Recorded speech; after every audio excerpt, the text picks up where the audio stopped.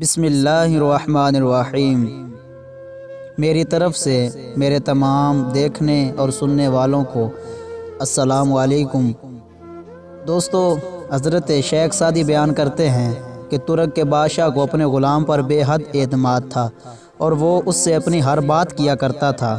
ایک دن اس نے اپنے اس غلام کو ایک ایسی بات کہی جس کے بعد تاکید کی کہ وہ یہ بات کسی کو نہ بتائے گا۔ اس غلام نے وعدہ کر لیا، مگر وہ یہ وعدہ پورا نہ کر سکا۔ 1 سال گزرنے کے بعد اس نے بادشاہ کی وہ بات اپنے ایک دوست کو بتا دی اور ساتھ ہی اس سے یہ وعدہ لیا کہ وہ اس بات کو کسی کے سامنے بیان نہیں کرے گا۔ یوں وہ بات جسے بادشاہ چھپانا چاہتا تھا پورے شہر میں مشہور ہو گئی۔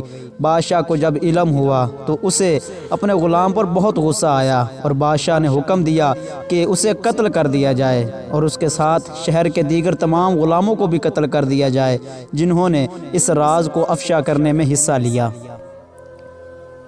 بادشاہ کا حکم ملتے ہی جلادوں نے تلواریں لی اور ان غلاموں کو قتل کرنے پر آمادہ ہو گئے۔ جب موت سر پر منڈلانا شروع ہوئی تو ایک سمجھدار غلام بادشاہ کی خدمت میں حاضر ہوا اور عرض کیا، حضور، ہم سب گناہگار ہیں کہ آپ کے راز کی حفاظت نہیں کر سکے، لیکن آپ یہ بھی تو دیکھیں کہ گناہ تو آپ سے ہوا ہے کہ جس راز کی حفاظت آپ خود نہیں کر سکے، اس راز کی حفاظت ہم جاہل کیسے کر سکتے تھے؟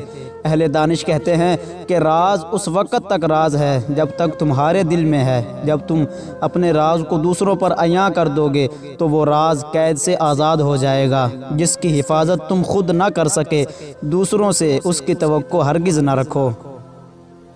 مضبوط گھوڑے کی رسی اگر ایک کمزور بچہ کھول سکتا ہے تو پھر جب وہ آزاد ہونے کے بعد سرپٹ بھاگے گا تو پھر بڑے سے بڑا پہلوان بھی اسے قابو نہیں کر سکے گا۔ مقصود بیان، حضرت شیخ سادی اس حکایت میں بیان کرتے ہیں کہ انسان کو اپنے راز کی حفاظت خود کرنی چاہیے۔ جب وہ راز خود دوسرے کو بتا دے اور یہ توقع کرے کہ اس کا تیسرے کو پتہ نہ چلے تو یہ اس کی سب سے بڑی بے وقوفی ہے۔